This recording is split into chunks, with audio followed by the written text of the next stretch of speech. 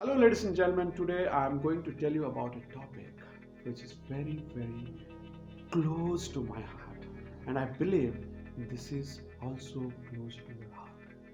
Okay, I have a question for you. How many of you wake up in the morning with a lot of energy and preparing yourself to go to your job, to go to your profession, to go to your business with the same energy and excitement and work there for 10 to 12 hours with a lot of energy and excitement and come back with the same level of excitement? Again, you are starting the next day in the same way, and on Sunday you are thinking about Monday, and with a lot of excitement you are going to the office job or business with great amount of energy. How many of you do that? Very few, right? Why? Why? Because we are not doing what we are designed to do.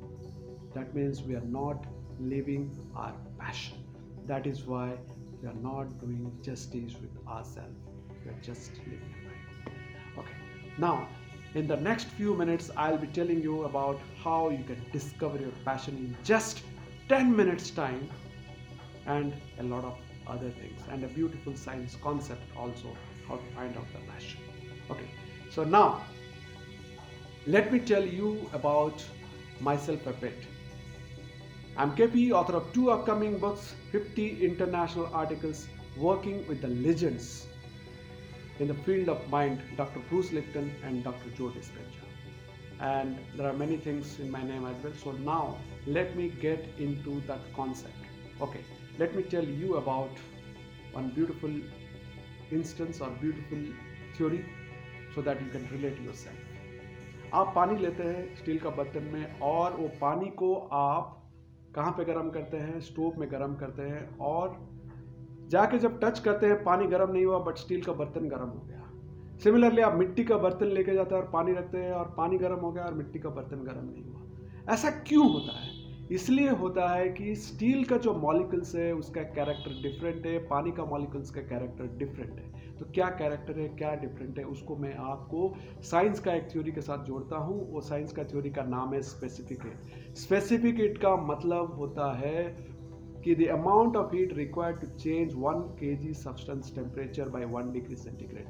1 kg substance का temperature 1 degree बढ़ाने के लिए जितना heat चाहिए उसको specific heat कहते हैं। That means अगर स्टील जल्दी गर्म होता है तो स्टील का स्पेसिफिक हीट कम है, और पानी देर से गर्म होता है तो पानी का मॉलिक्यूल का स्पेसिफिक हीट ज़्यादा है।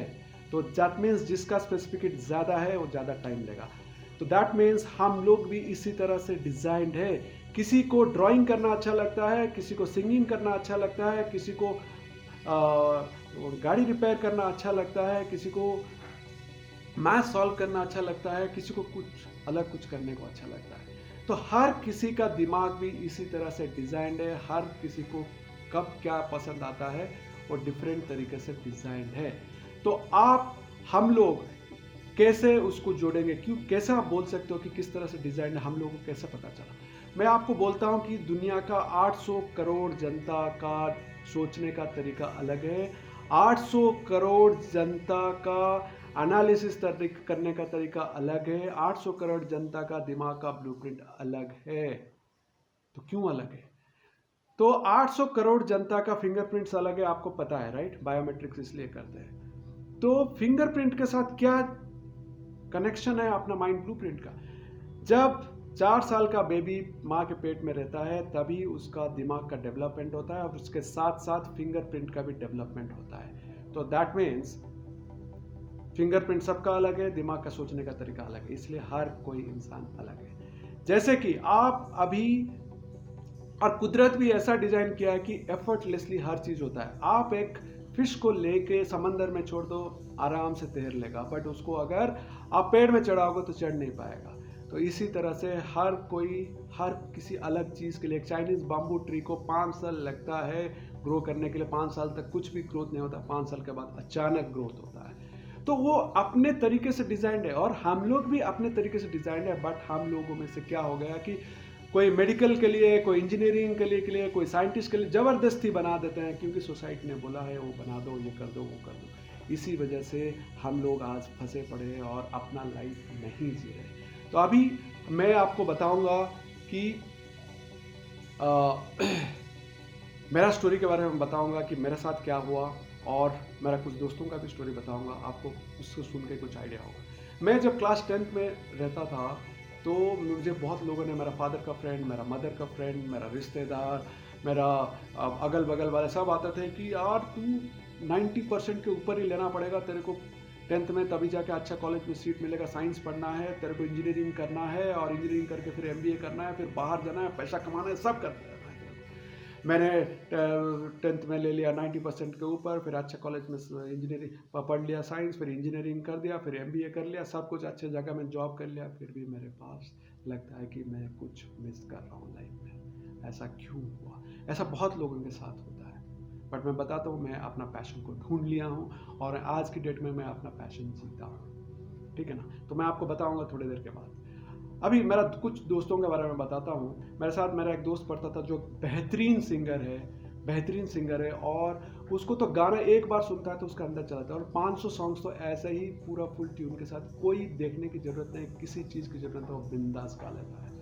It's designed, but unfortunately what he is doing today, he is working in a corporate, and sometimes he sings in his corporate functions, people give clap for him.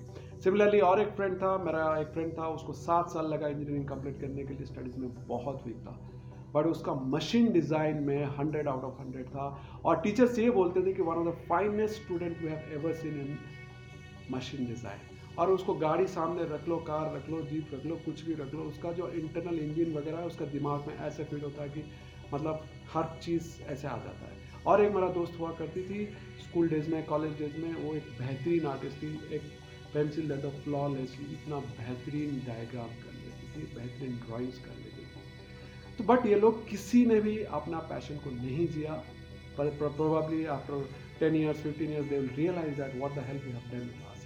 And people are also thinking that way when they are reaching at their 50s, 60s and all. We didn't do, we are good at that. So it must have happened with everybody. So मैं अपना passion के बारे में बताता हूँ, मेरा अपना passion मैंने कैसे डिस्कवर किया। मैं जब कॉलेज डेज में रहा करता था, मेरे पास स्टूडेंट्स लोग बहुत पढ़ने के लिए आ जाते थे। मैं बोलता था यार तुम्हारे जैसा ही मैं स्टूडेंट हूँ तो मेरे पास क्यों आते हो?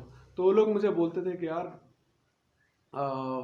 टीचर्स लोगों का नॉलेज है बट पढ़ाना नहीं आता है, तू अच्छा पढ़ाता है। बोला ठीक है, पढ़ा देता था। तो वैसे ही मैं जब इंजीनियरिंग कंप्लीट किया, मेरा एक जॉब था और 6 to 2 o'clock तक शिफ्ट हुआ करता था।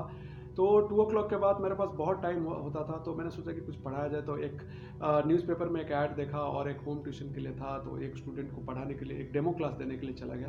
तो डेमो क्लास एक आधा घंटा का डेमो क्लास देना पड़ता है, और उसके बाद स्टूडेंट डिसाइड करता है कि ये टीचर से हमको पढ़ना है कि नहीं पढ़ना है। तो मैंने दिया जाके 15 मिनट के बाद स्टूडेंट ने बोला कि सर रुक जाइए, I am done, I am fine with you and I will go ahead with you. आपको यकीन नहीं होगा, उसी स्टूडेंट का आहिस्ता आहिस्ता बढ़ाते बढ़ते 2 महीने के अंदर मेरे पास 12 बैच बन गया। और यू वॉन्ट बिलीव, 16-17 साल पहले मैं महीने को 80,000 से 1 लाख रुपया कमाने लगा out of my job, means apart from my job. तो मेरा टीचिंग एक पैशन था। तो ऐसे ही 2 साल पहले ऐसे मैंने कुछ बैठा हुआ था, लिख लिया एक 8-10 लाइन का और फेसबुक में पोस्ट कर लिया। तो मेरा दोस्त लोगों ने बहुत देखा, बहुत सारे लोग, दोस्त क्या बहुत सारे अदर लोग बोले कि यार इतना अच्छा लिखे हो आप। तो मैंने बोला चलो और लिखते हैं। ऐसे लिखते लिखते मैंने 50 आर्टिकल लिख लिया 2 साल के अंदर। मैंने 2 बुक लिख लिया और 2 बुक इन द पाइपलाइन है, और बहुत सारे चीज़ अभी चल रहा है। तो ऐसा बहुत ज़्यादा माइंड के एरिया के अंदर मैं रिसर्च कर रहा हूँ, तो मुझे बहुत मज़ा आया। तो मुझे मेरा पैशन मिल गया, आई बिलीव।